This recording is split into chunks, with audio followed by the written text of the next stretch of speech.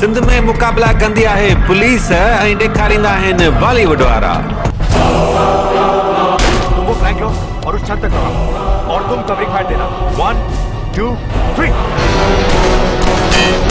छा कजे, सिंध पुलिस वटि कैमराउन आहिनि ऐं बॉलीवुड वारा सिंध पुलिस जहिड़ा इनकाउंटर स्पेशलिस्ट किथां आणीनि।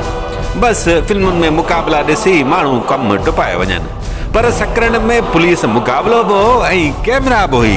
पोइ साहब छा थियो?